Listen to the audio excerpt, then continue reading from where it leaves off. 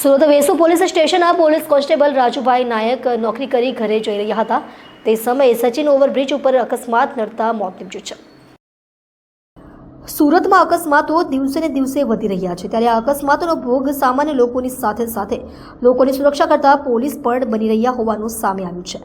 Sachin overbridge ઉપર એક અકસ્માત સર્જાયો હતો જેમાં નોકરી પરથી ઘરે જઈ રહેલા કોન્સ્ટેબલનું મોત નીપજ્યું હતું જેથી પરિવારમાં શોકનું મોજું ફરી વળ્યું હતું। વેસુ પોલીસ સ્ટેશનના પોલીસ કોન્સ્ટેબલ રાજુભાઈ નાયકા નોકરી પરથી ઘરે જઈ રહ્યા હતા। આ દરમિયાન તેમને સચિન ઓવરબ્રિજ ઉપર અકસ્માત નડ્યો હતો। અકસ્માતમાં રાજુભાઈ ગંભીર રીતે ઇજાગ્રસ્ત થયા હતા જેથી તાત્કાલિક તેમને 108 એમ્બ્યુલન્સ મારફતે હોસ્પિટલ ખસેડવાની કામગીરી હાથ ધરવામાં આવી હતી જોકે તેમનું મોત નીપજ્યું હતું।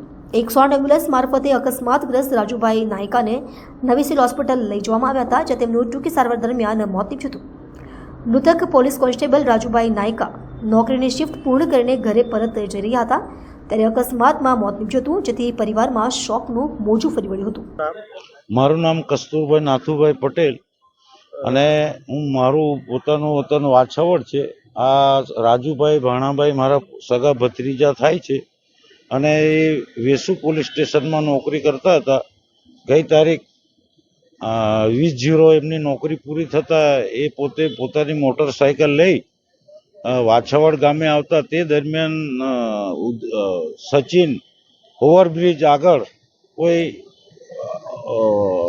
વાહન ચાલક અટપટમાં લઈ એમને એક્સિડન્ટ કરેલ તે બાબતની તાત્કાલિક પોલીસ સ્ટેશનમાં જાણ કરતા 108માં સિવિલ હોસ્પિટલ ખાતે દાખલ કરેલા અને એ દરમિયાન એમને આજ રોજ 5-5:30 વાગે એમનું એક્સિડન્ટ થવાથી ગંભીર ઈજા થવાથી મૃત્યુ થયેલ છે।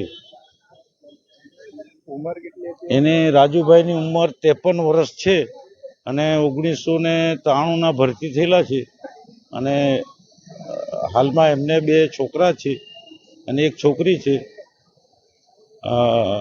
એ બાબતે બીજું તો શું વધારે બીજું કંઈ કહેવાનું છે?